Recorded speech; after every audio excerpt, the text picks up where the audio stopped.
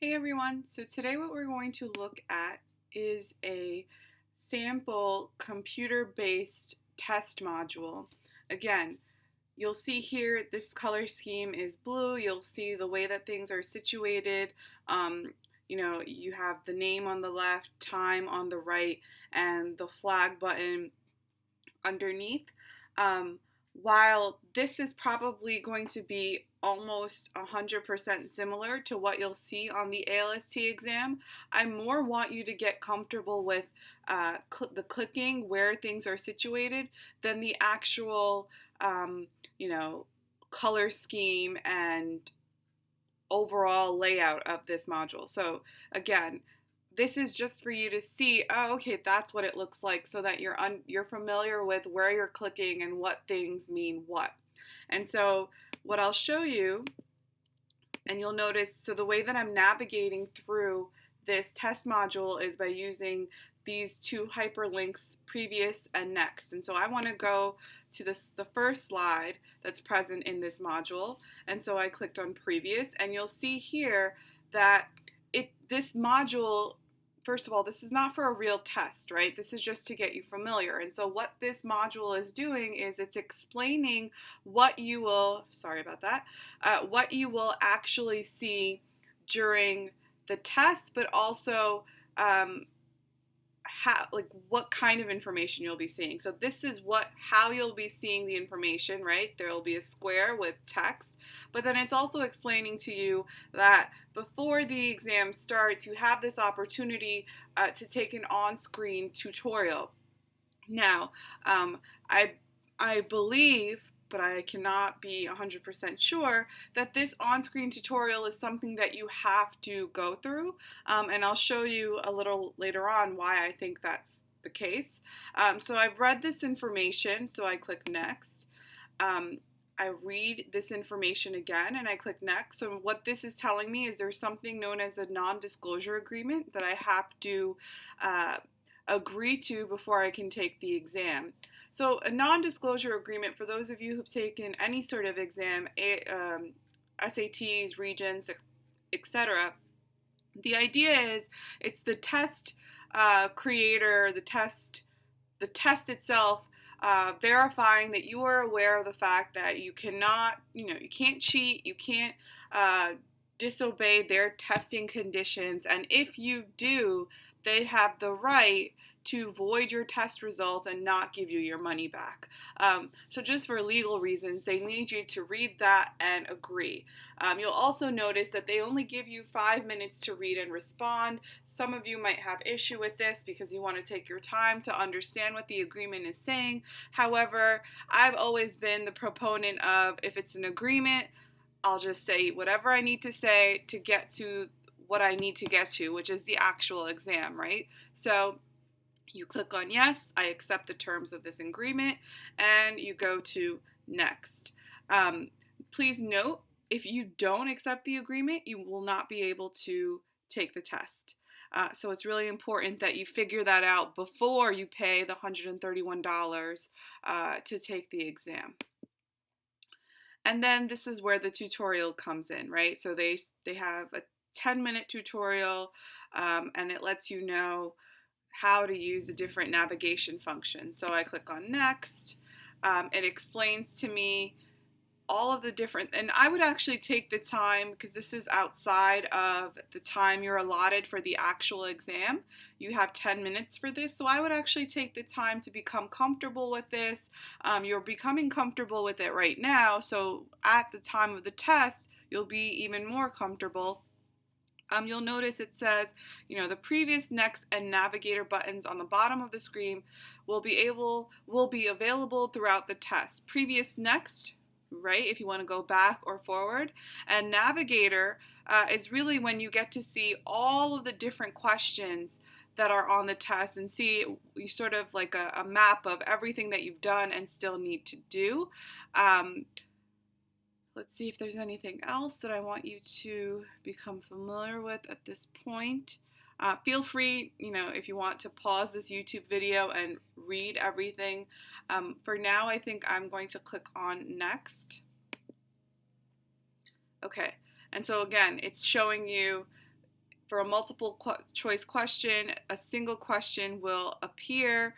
You can select the answer that you want to choose by pressing the letter on the keyboard, clicking the radio button next to the letter with the mouse.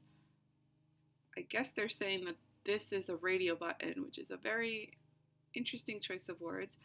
Using the tab key to move through the options, and then pressing the spacebar to select an option. So again, for those of you who are familiar or who have some experience with when you're buying something online and you have to fill out your credit card information, instead of clicking every individual box, you press tab and it moves you through the box. So when you press tab here, it would probably darken this. And if you want to go to the next option, tab, it'll darken this, tab, it'll darken this. And you're saying, oh, okay, so the answer is D, so when it darkens this, you would press spacebar, and that would be your way of picking D, $390.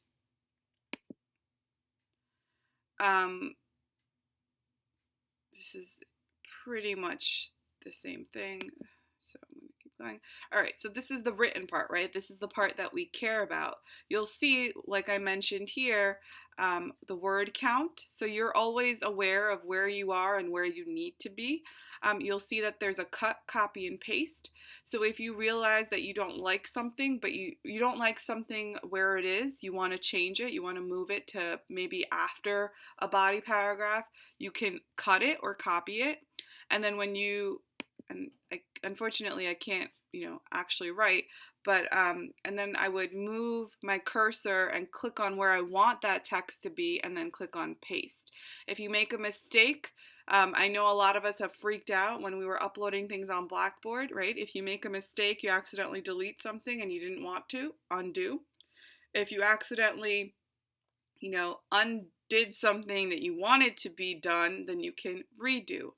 So have that sort of piece when you're taking the exam. Don't freak out if you accidentally click something that gets rid of everything. The undo and redo is on your side. And then we mentioned before the flag for review. So you'll see it says to flag a question, click the button in the upper right corner labeled flag for review. Once selected, the image of the flag will be highlighted. Questions you flag for review will also be highlighted on the navigator screen. So flag for review is right here. And you want to use this for your multiple choice questions that you feel like you kind of are unsure if the answer is correct, or you had no idea, so that if you have time at the end of the exam, you can go back and take a look at those specific questions first. And this is the navigator. You'll see it says question 1 incomplete question. So it lets you know, 1, if you actually answered the questions, 2, if you flagged any of the questions, and 3, if you had the opportunity to even see the question in the first place. When it says unseen, that means that the test is aware that you did not look at every single aspect of that screen, and so it labels it unseen. Additionally, these are some pop-ups that will come up. So if you want to exit the test, it will ask you to confirm. It will say, are you sure you want to end this test? And it lets you know you have 62 incomplete questions, and if you exit this test, you will not be able to return. So you want to take the time to really know, okay, do I want to end this test, or should I try one more time? And we're done with this. So this is the one really useful tool, and then I want to show you, this is a PDF that I will actually upload onto our website that goes through everything that we just looked at, but in a PDF form. And these are YouTube videos from Dean Fain that explain or give Dean Fain's tips and tricks to completing a computer-based test. Specifically, we can look at this video. You're good. Tip number 3. Computer-based testing doesn't allow you to use a pen or a pencil to mark up the test booklet. So how do I keep track of my ideas? How do I take notes without taking notes on the actual exam? You will be given at least one whiteboard and a marker to use on that whiteboard. I would encourage you to keep track of your ideas on these whiteboards. So, you may be doing some reading and you might want to recognize a particularly important idea. You could jot down a phrase or a word to remind you about that important idea. You may be preparing a written response. I would encourage you to outline or to um, indicate lines that are important that you want to use with direct quotations, and use that whiteboard. Understand the whiteboard can be erased. So as you use the whiteboard and you finish a section, erase it and use it again for another section. Okay, so again, and we talked about this, the importance of using a whiteboard. Unfortunately, that module that we saw previously does not have the whiteboard feature, so I can't really explain with a model of how that whiteboard would look. However, like I said, I'm going to sort of see if I can find something that would be similar so that you feel comfortable with it. But like Dean Fain said, the use of the whiteboard is really important. Now, if you feel like you don't want to use the whiteboard because it's a couple of extra clicks outside of your comfort zone, then I would also suggest, and please take this suggestion with caution, you can also take notes or outline within the actual screen that you are writing in, right? So I exited it, unfortunately.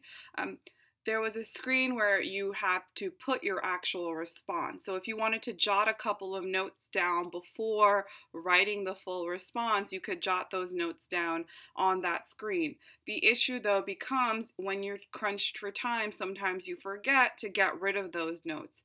The way the whiteboard works is it's not part of what the test graders are grading or looking at. And so you can really put anything, be as informal as you want, and not have to worry about anyone seeing it. Which is why, again, I recommend the whiteboard.